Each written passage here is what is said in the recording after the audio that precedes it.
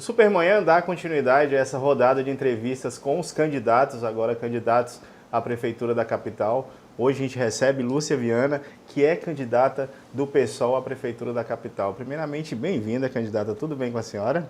Tudo bem, muito obrigada. A gente começa agradecendo por abrir as portas da sua casa, da sua residência, preparou um café da manhã, a gente já começou batendo um papo, comendo um pãozinho aqui, mas com certeza a gente não veio só para tomar café não. Nós estamos aqui para conhecer um pouco mais sobre a candidata e eu já começo, candidata Lúcia Viana, perguntando sobre o que motivou a senhora a se candidatar à Prefeitura de Palmas. E, é claro, se eleita, quais são as suas maiores prioridades? Então, eu me filiei ao partido político em 2009. Eu não era filiada antes a nenhum partido. Escolhi o PSOL porque tem uma política voltada para as pessoas mais vulneráveis.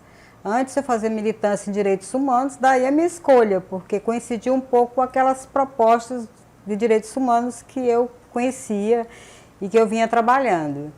Desde então, eu percebi que a mulher não vem ocupando os espaços de poder. Tem toda a desigualdade no trabalho, em casa, no trabalho e também na política. Então, em função disso, eu venho me candidatando, né, em todas as eleições. E este ano, a gente está atendendo a um chamado do partido, porque a gente tem sempre tem o histórico assim, de ter uma campanha própria para a majoritária. Então, atendendo ao meu partido e também é uma decorrência lógica da minha vida política, né, desde que eu entrei no partido. Exato, a senhora falou no momento agora atendendo ao chamado do partido, né? A gente que na TV Norte Tocantins recebeu a pré-candidata então à Prefeitura da capital, era a Charleide Matos, a pré-candidata do PSOL, e aí na convenção a gente teve essa mudança, apresentaram o nome da senhora, né? Por que aconteceu essa mudança? Por que era apresentado o nome de Charleide Matos e então na convenção mudou para o nome da senhora? Então, na verdade, eu ainda não tinha me decidido, né, se participaria das eleições deste ano.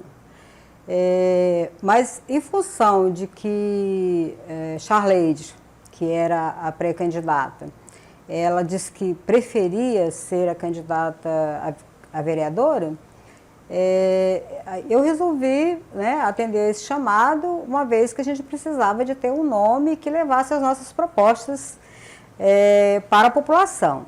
Em relação a propostas, né, que me foi perguntado, as propostas, a gente tem principalmente propostas voltadas à classe trabalhadora, às pessoas de periferia, às mulheres, aos negros. Não vamos deixar de ser uma prefeita para toda a população, não há dúvida, mas a gente sente que hoje as pessoas mais vulneráveis e as pessoas da periferia, elas são menos atendidas quando se fala de políticas públicas, por exemplo, né?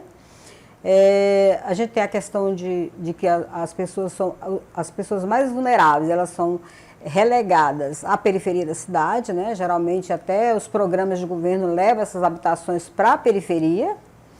E aí nós precisamos ter uma cidade mais inclusiva, uma cidade que ela acate, que ela acolha todas as pessoas.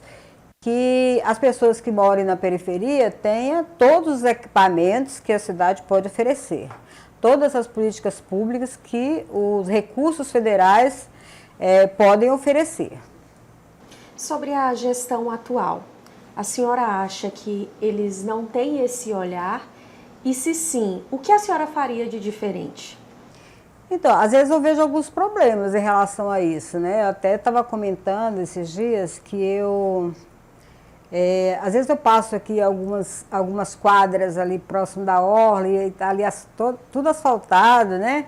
E o dia desse eu estava passando ali numa avenida e estavam recapeando uma avenida. No entanto, nós temos Taquaralto, por exemplo, tem uma avenida marginal em Taquaralto que ela está há anos só com tapa-buracos. Então, assim, a gente passa com o carro fica trepidando, porque nós não temos essa política lá. Enquanto recapeiam, por exemplo, estradas aqui no centro, as da periferia ficam relegadas ao segundo plano.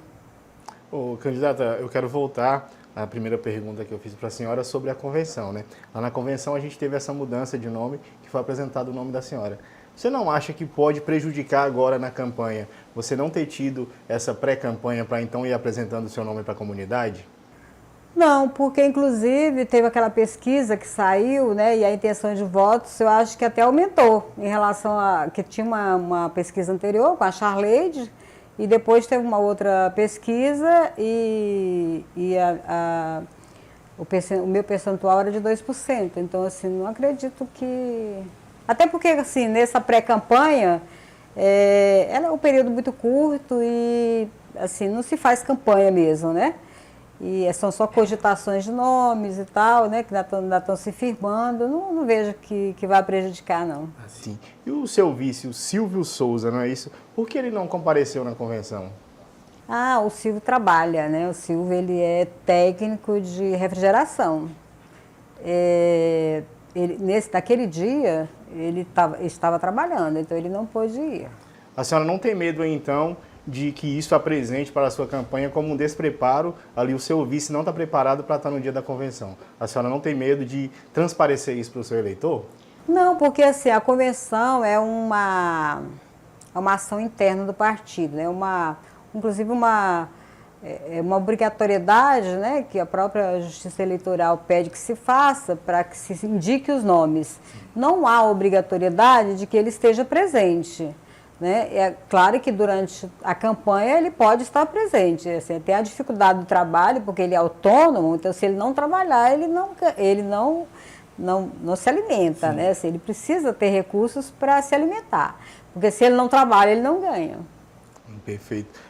O seu vice, ele terá um papel ativo agora na campanha? Ele vai estar realmente ao seu lado na campanha? A gente espera, né? Assim, na medida do possível, porque, como eu disse, ele trabalha, né? Diferente de mim, por exemplo, que estou à disposição da campanha. Quando eu era servidora pública, por exemplo, eu me afastava e ficava à disposição da campanha. E, inclusive, recebia salário. Mas, no caso do Silvio, é mais complicado, porque vai ser assim, dentro do possível, né, em relação ao trabalho dele. Talvez final de semana ele vai estar mais próximo, porque na semana fica mais difícil. Entendo. Ainda sobre a Charleis, candidata, lançar ela na pré-campanha foi estratégico do partido para tornar o nome dela mais conhecido, porque logo depois ela foi lançada como vereadora. Foi estratégico? É um pouco também, né? Porque assim, ela sempre disse que queria ser candidata a vereadora. E como a gente inicialmente ainda não tinha um nome, porque assim eu não tinha confirmado a minha participação, foi um pouco porque aí a gente estava ocupando esse espaço, né, com o nome dela. A senhora já lançou o nome da senhora como para a campanha, né, de vereadora, deputada. Isso. E agora como concorrendo, né, à Prefeitura de Palmas. A senhora acredita que este ano será diferente? Bem, acredito que sim. A realidade, ela nos impõe uma forma de ver a política, né? E da política acontecer. Geralmente, você tem nas pesquisas o candidato que já está trabalhando há mais tempo, que já é deputada federal, por exemplo, né? Ou um candidato mais antigo, que já é filho de político, por exemplo. Então, assim, você tem todas essas dificuldades para a gente que é um partido pequeno. Né? Que a gente não tem recurso financeiro para estar fazendo, por exemplo, uma pré-campanha à altura, né? Como os outros fazem. Mas acredito que quem decide as eleições é o eleitor. Então a gente pode sim esperar que a gente tenha bastante votos e que possa até vencer a eleição, porque é para isso que a gente está na campanha. A sua candidatura foi uma decisão totalmente particular da senhora ou foi uma imposição do partido? Não foi uma imposição, não. Para mim é interessante também ser candidata. Pessoalmente, a gente ainda tem eleições futuras, então assim, entre não sair candidata este ano, nessas eleições, e ser candidata, né, tá com o nome em evidência, tá com o nome à disposição dos eleitores, numa campanha do tipo de campanha que é a campanha para prefeito, que é uma campanha grande, né, uma campanha importante, né? Então, a decisão foi minha, assim, pessoalmente também, e atendendo a esse chamado do partido também. Candidato, a gente andou pesquisando, né? A senhora é servidora federal aposentada, atualmente atua como advogada, então aí digamos que a senhora tem uma carreira onde poderia estar realmente numa fase que estaria descansando, só curtindo o que conseguiu durante a vida. O porquê a política, por que tentar se dedicar realmente agora à política? Então, como eu disse, eu me aposentei em 2015, mas eu já tenho uma carreira política desde 2009. E eu resolvi ser candidata exatamente pela minha condição de mulher, como eu disse, né? E principalmente porque eu acho que as mulheres elas alcançam esses cargos. Aliás, para as mulheres é muito mais difícil ocupar o cargo. E também a campanha em si ela é muito difícil, porque ela tem um custo pessoal muito grande, principalmente para a mulher. Porque, por exemplo, o homem, quando sai candidato, ele às vezes ele é até enaltecido, mas a mulher não. Até no dia a dia, na política, no nosso dia a dia, quando a gente vai fazer as reuniões, quando a gente percebe que para a mulher é mais difícil ela participar dessas reuniões, né? Ela tem dupla jornada, ela tem que trabalhar, ela tem que ir para casa, né? E ainda temos muito machismo, então dependendo do companheiro, marido, ela muito provavelmente não vai ser aceita, essa ideia de que ela pode estar na política, não vai ser aceita. E às vezes até a própria comunidade ali não aceita, né? Então,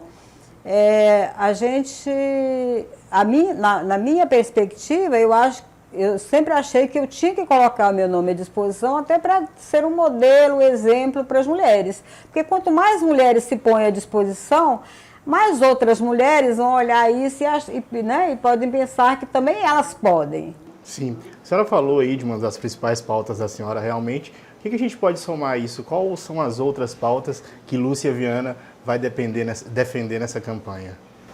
Então, a gente tem bastante propostas, né? A gente tem um plano de governo, mas esse plano de governo não está fechado, tá? Ele está aberto. Então, o que a gente mais quer é dialogar com a comunidade, é mostrar as nossas propostas, né? A gente tem, por exemplo, a ideia de melhorar a saúde, a educação, né? Aumentar o número de escolas, do ensino básico, né? De creches principalmente, né? A gente tinha alguma dificuldade em relação às creches, saúde, né? A saúde é um grande problema ainda para nós, né? Eu, por exemplo, sou usuária do SUS, eu já fui conselheira de saúde por 4 anos e ainda sou suplente, né, no Conselho de Saúde. Então a gente conhece bem essa área da saúde e sabe que nós precisamos melhorar, porque a saúde, como ela é administrada ali pelos 3 entes, né, o Estado, o município e o governo federal, muitas coisas às vezes ficam ali pendente porque não se faz essa aplicação da política de uma forma mais adequada, né? Com aplicação de recursos de forma mais eficiente, por exemplo, né? Também a gente, como eu falei em relação às estradas, tem o transporte público também que a gente precisa melhorar. Tem, por exemplo, a população de periferia, por exemplo, jovens de periferia que precisam ser melhor atendidos, né? O jovem de periferia, ele fica distante do centro, ele não tem os acessos que deveriam ter, às vezes não tem nem a internet mesmo, que é dependendo de Wi-Fi, né? De quem pode oferecer, então a gente precisa melhorar isso. Como a senhora avalia a educação, o cenário da educação da atual gestão? E o que a senhora faria para melhorar ou para mudar totalmente o cenário? Então, Palmas, saiu uma pesquisa, assim, o resultado de uma pesquisa agora, né? Que acho que Palmas ficou até melhor do que São Paulo, por exemplo, né? Mas a gente sabe que a gente pode melhorar muita coisa ainda, por exemplo, na zona rural, por exemplo, né? A gente pode aumentar o número de escolas na zona rural. Como eu falei, as creches, não é? O ensino integral, mais escolas de ensino integral, precisamos melhorar, precisamos aumentar, porque a população de Palmas, ela tem crescido bastante, ela cresceu muito nos últimos tempos. Então, isso exige uma demanda por esse serviço, né? De saúde, de escolas. Então, a gente precisa aplicar esses recursos de forma mais eficiente, a gente precisa melhorar bastante o atendimento, né, a crianças, adolescentes. É isso. Candidato, o transporte público, como a senhora tocou, que seria uma das suas pautas, ele é bastante questionado aqui em Palmas, né? Se a senhora viesse a ganhar, a ser prefeita da capital, a senhora retornaria a concessão do transporte público para empresas terceirizadas, ou a senhora acha que mantendo a concessão realmente com a prefeitura está legal, a senhora continuaria? Eu acho bastante interessante a manutenção do serviço pela prefeitura. Eu sou de uma época em que, assim, o meu primeiro emprego foi no TCU, né? E lá a gente estudava muito políticas públicas e tal. E em relação à privatização, eu sempre penso que é o seguinte, se o Estado ele oferece um serviço e ele não tem necessidade de ter lucro, né? E eu não consigo entender como é que, por exemplo, o setor privado, que tem o objetivo de lucrar, que ele vai conseguir oferecer um serviço melhor e mais barato, por exemplo, à população, porque ele visa lucro. Então, muito provavelmente, ele vai diminuir o seu custo ali, né, para poder ter um lucro maior. Mas já o Estado, ele só tem a finalidade de oferecer o serviço. É claro que a gente tem algumas dificuldades. Por exemplo, Palmas é uma cidade que tem uma população ainda pequena, apesar de ter crescido. Então, por exemplo, a demanda por ônibus, não é? Ela ainda talvez seja pequena, porque também é uma cidade que as pessoas têm muito carro. Sim. Né? Então, talvez a gente precisasse incentivar mais a população a usar o transporte público, por exemplo, né? Mas aí a gente precisa ter esse transporte de mais qualidade, talvez as passagens para uma parte, porque também a gente tem uma população em Palmas que é mais vulnerável, que não tem dinheiro, então a gente precisa talvez criar aí um passe livre para determinadas camadas da população. Mas eu acho que tudo também a gente está aberto aí às propostas, a gente tem que estudar melhor, né? Assumindo, a gente vai fazer um mapa de como as coisas estão acontecendo, né? Para saber o que será melhor para a população. Candidata, em um cenário de segundo turno, com quem a senhora gostaria de disputar a Prefeitura de Palmas? Eu não tinha pensado nisso, mas não acredito que a gente tem que ter uma resposta pronta em relação a isso, né? Até porque é o que se forma, né? É um futuro que ainda, né? A gente não... Acho que... não sei se talvez em relação às mulheres, por exemplo, né? Não sei se tem alguma diferença, né? Você está com uma mulher ou com um homem, por exemplo, nesse segundo turno. Mas é isso, eu acho que não dá para dizer. Assim, nesse momento eu não consigo pensar numa possibilidade assim, né? E ainda sobre uma possibilidade de segundo turno, caso não eleita. A senhora teria um lado, um partido do qual a senhora pudesse apoiar? Não, é porque o nosso partido ele está federado com Rede, né? E a gente não tem arco de aliança com o partido da direita. Né? Então, assim, o voto muito provavelmente vai ficar livre, né, para os nossos eleitores, porque nós não estaremos indicando ninguém. Candidata, eu queria agora que a senhora fizesse para para o eleitor, para quem está assistindo a senhora, uma linha do tempo da vida de Lúcia Viana, desde quando a senhora nasceu até a atualidade. Eu nasci em Tocantins, eu nasci em Rosalândia, que é município de Cristalândia hoje, Rosalândia Velha. Eu nasci em 61. Em 74, meu pai adoeceu e ele era trabalhador rural sem terras. E ele resolveu mudar para Brasília. Papai, nós éramos 6 filhos, né? E mamãe não trabalhava. Teve só um período que ela trabalhou como merendeira naquela época, né, numa escola. E ele resolveu ir para Brasília para criar os filhos. E meu pai tinha muito interesse que a gente estudasse e ele viu que se a gente ficasse em Tocantins a gente não ia conseguir estudar. Até porque para nos alimentar ele não ia conseguir também ficar aqui.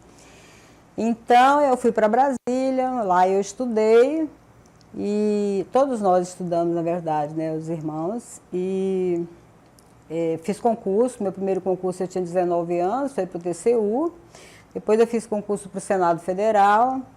Eu me formei em 1990 e fiz Direito e logo me tornei advogada, mas aí eu fui em 98, quando eu voltei para Palmas, eu tinha passado no concurso do Ministério Público Federal e fui lotada aqui, né, na época. Então, desde essa época, assim que eu cheguei, eu fiz um curso lá no Centro de Direitos Humanos de Palmas, porque assim, eu só trabalhava, né, na área jurídica e tal, assim. Eu também não tinha assim, diz que tem um período da vida da mulher que a gente só cuida dos filhos, não pensa em mais nada, né? E mais ou menos eu tinha quase 40 anos quando eu cheguei aqui. Mas foi a partir dessa militância lá no Centro de Direitos Humanos de Palmas que eu passei a ver a vida com outros olhos, né? Porque até antes eu não pensava nas questões políticas, só votava todo ano, né? E tal. Mas assim, quando eu comecei a trabalhar, né, com direitos humanos, a gente começa a perceber essas desigualdades que existem e que são desigualdades, porque quando a gente fala em desigualdade, às vezes as pessoas confundem achando que a gente quer igualar todo mundo, mas que as pessoas são diferentes. Sim, elas são diferentes. Mas tem desigualdades que são estruturais, né? Que a gente sabe que em relação à pobreza, quer dizer, se você nasce filho de empregada doméstica, você morre empregada doméstica. Igual eu nasci, né? Se não fosse o estudo, eu nasci filha de um pai que não tinha uma profissão, que era trabalhador sem terra. Minha mãe também não tinha profissão, não tinha estudo, né? Meu pai também não. Então, assim, mas ainda assim, eu acho que a minha vida é uma vida de superação, posso dizer assim, né? E sobre o debate do SBT, a senhora pretende comparecer? Sim, nós estaremos lá. E sobre, a senhora falou a respeito de legado, de deixar os frutos e de tudo isso, né, que a senhora acabou de falar. E pode ocorrer da senhora não ver esses resultados, né, esses frutos, como a senhora disse. E a senhora pontuou sobre família. Hoje, a senhora conta com o apoio de toda a sua família na sua candidatura à Prefeitura de Palmas? Sim, eu conto com apoio. Meus filhos têm algumas ideias próprias que eu respeito, né, e eles respeitam a mim também. Mas quando é na época da eleição, eu sempre tenho total apoio, né? Por parte do marido, que não gosta, inclusive não gosta muito de política, né? Não gosta muito assim de não gosta, né? Mas assim, tenho total apoio. A gente quer perguntar para a senhora agora sobre os outros candidatos, né? Eu queria que a senhora fizesse um breve apanhado sobre Júnior Gel e o que a senhora tem, qual a ideia da senhora em relação ao candidato Júnior Gel. Então, eu não tenho acompanhado assim, a trajetória do Júnior Gel. A não ser, por exemplo, a primeira eleição dele, a gente chegou a trabalhar junto, pedir votos juntos, né? Eu era candidata e ele era candidato lá na UFT, né? A gente estava fazendo campanha na UFT e a gente, vamos distribuir os nossos panfletos aqui junto. Mas, pessoalmente, eu não conheço, eu não posso dizer sobre ele assim, nada importante, porque... mas assim, eu tenho uma admiração por professores, né? Eu sempre gostei muito de estudar e sempre gostei muito dos professores, porque eles têm uma missão muito boa, né?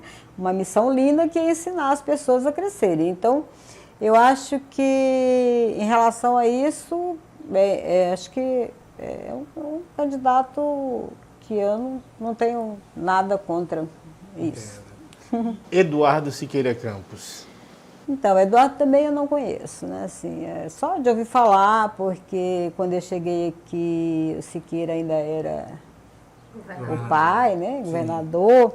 Então, eu só o encontrei algumas vezes, né, na rua, e agora na campanha, realmente eu não tenho também nada contra ele, assim, eu não conheço, né? Desde o começo da pré-campanha que Jana de Valcari tem despontado aí como a principal candidata a prefeita da capital. Ela que vem sempre nas principais pesquisas agora vem com 40%, 43% mais ou menos de intenção de voto. Qual a opinião da senhora em relação a Jana de Valcari? Então, eu já conheci a Jana desde a primeira vez que ela foi candidata, mas também eu não tenho um relacionamento pessoal com ela, né? Eu acho que ela já está, já tem cargo político, que ajuda muito, né? Porque para quem já tem o cargo, tudo fica mais fácil, né? Também está num partido que tem recursos financeiros, né? Que ajuda muito também. Então, talvez por isso ela tenha esse percentual, isso porque ela já está trabalhando há mais tempo, né? A questão da candidatura à prefeitura. É muito diferente da gente que é um partido pequeno, por exemplo, né? Mas, acho que sendo mulher e se colocando à disposição da política, acho bastante interessante isso. Nós temos o quiz hoje, Nath? Hoje temos o quiz, mas antes disso eu gostaria de saber, e o pessoal de casa, o chat também, todo mundo, como é a rotina da candidata Lúcia Viana e, se eleita, o que vai mudar nessa rotina? Então, a gente estava até conversando, né? Porque eu tenho tentado, eu já estou aposentada e eu estou tentando priorizar a minha vida pessoal. Sim. Porque tentando fazer academia e tentando fazer meu próprio almoço, né, minha própria refeição. Então, se eleita for, talvez isso vai dificultar um pouco, mas a gente sempre dá um jeito de continuar com alguma atividade, de conciliar, assim. Certo. Agora, um quiz para a gente finalizar, encerrar esse café. Mais uma vez, a gente agradece por ter, com certeza, recebido a gente muito bem aqui na sua residência. E para a gente fechar com chave de ouro, um quiz. Eu vou perguntar e a senhora, a primeira coisa que vier na cabeça, a senhora responde, tá bom? Um bate-bola bem rapidinho, tá bom? Posso começar? Uma cor. Verde. Um livro.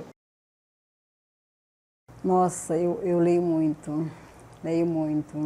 Mas atualmente eu prefiro os livros filosóficos. Um esporte. Eu não tenho nenhum. Mas assim... A senhora gosta? Eu estou tentando fazer academia, por exemplo, né? Ótimo. Uma inspiração. Uma inspiração. Pode ser pessoa. Tem várias pessoas que eu respeito, mas ultimamente eu acho que Buda. Buda. Uma comida. Piqui. Piqui? Boa, candidata. Religião. Religião. Eu sou espiritualista. Eu tenho um outro olhar sobre a religião, que não é essa de ser, por exemplo, evangélico, católico, sabe? Um sonho. Um sonho.